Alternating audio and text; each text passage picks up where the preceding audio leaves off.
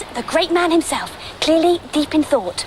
Now, we've arranged to interview Dave about his new game, Earthworm Jim 2, which he's almost certainly thinking about at this very moment.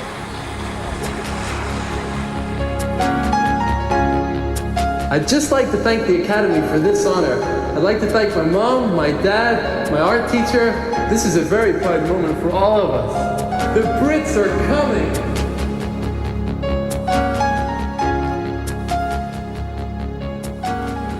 Well, clearly Dave is lost in his creative thought processes. So, while we're waiting, let's have a look at how Earthworm Jim 2 is coming along. Bursting onto the screen this Christmas, The Worm is back. The sequel is packed with new features and crazy creatures, with pig shoots and granny movers, just two of the devious new perils that the worm has to slither past. Everyone has their favourite level, but apart from the unicycling maggots, what tickles Dave's fancy? Dave? Dave who? This idea of Dave's is going to be just amazing. This whole area is just buzzing.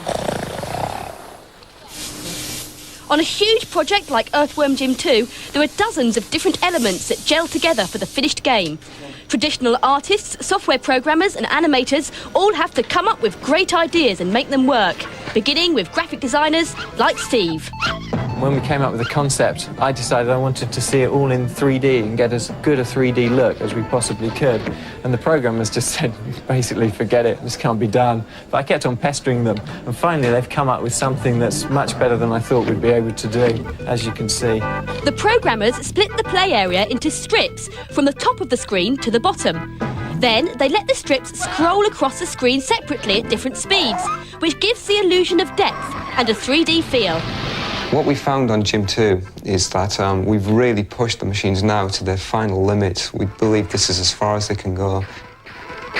An even bigger headache was the soil level. Here, Jim can choose to go anywhere on screen by digging through the soil with a dentist's drill.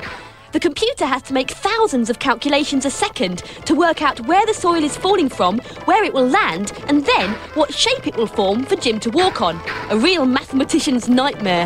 My first reaction, you can't do that, but they persuaded me to give it a little bit harder try.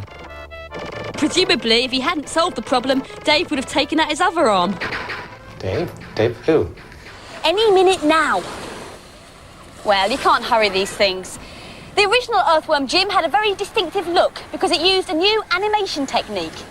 This technique made Jim move incredibly smoothly, but for Earthworm Jim 2, the animators wanted him to look even sexier. We continued to use the paper animation like we always had, but we drew a separate shadow layer onto the paper and then put that on top of these images. And when we put the two together, we get this image here with the shadow on top of the drawing, and it gives it a little bit more dimension. And the shadows actually animate with the drawings. Nice work, but not as sexy as Dave, eh? Dave? Dave who? Well, if he wasn't so busy now working on his great ideas, I'd obviously now be thanking Dave for being with us. Still, I'll always treasure the memories of being in the presence of the great man at work. Thanks, Dave.